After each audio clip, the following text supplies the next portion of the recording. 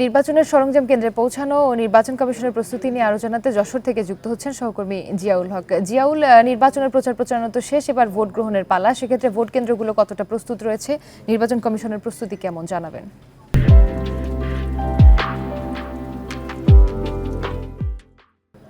দেখুন, ইতিমধ্যেই কিন্তু আসলে সব ধরনের প্রস্তুতি সম্পন্ন করেছে, এমনটি কিন্তু আমাদের পক্ষ থেকে জানিয়েছে রিটার্নিং কর্মকর্তা এবং সহকারী রিটার্নিং কর্মকর্তা যারা দায়িত্বে আছেন। আমি এই মুহূর্তে যশোর সদর উপজেলায় আছি। আপনি দেখতে পাচ্ছেন যে এখানে আনসার এবং ভিডিবি সদস্যরা তারা যে নির্বাচনী সরঞ্জামাদি আছে সেগুলো নেওয়ার জন্য অপেক্ষা করছেন।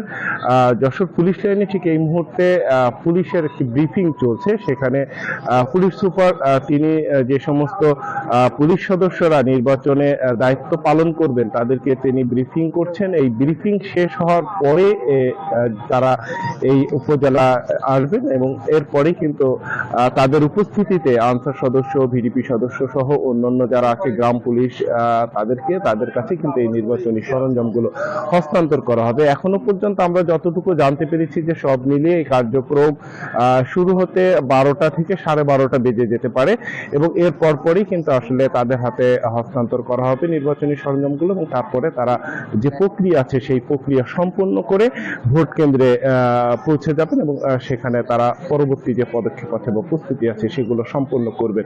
এখনো পর্যন্ত কিন্তু এই ধরনের কথা আসলে নির্বাচন কমিশনের পক্ষ থেকে বলা হচ্ছে। আর এছাড়া যে কেন্দ্রগুলোর নিরাপত্তা ব্যবস্থা সেটিও কিন্তু আমরা জানতে পেরেছি যে এখনো পর্যন্ত নির্বিঘ্ন করা হয়েছে এবং এই সদস্যরা যখন পৌঁছাবেন তখন কিন্তু সেগুলোতে আরো নিরাপত্তা ব্যবস্থা জোরদার করা হবে। পাশাপাশি টহল পুলিশ মোতায়েন করা হবে, র্যাব থাকবে, বিজিবি থাকবে যদি প্রয়োজন হয় সেক্ষেত্রে। যেহেতু যশোর সদর উপজেলায় এখনো পর্যন্ত কিন্তু বলা হচ্ছে যে যশোর জেলার ভেতরে শুধুমাত্র এই সমস্ত উপজেলা ছিল, অর্থাৎ যশোরে আরো যে 7টি উপজেলা ইতিমধ্যে নির্বাচন হয়ে গেছে সেখানে কিন্তু আসলে নির্বাচনী কিন্তু কোনো প্রভাব আমরা দেখতে পারিনি, যেটি কিন্তু শুধুমাত্র যশোর সদর উপজেলাকে ঘিরে।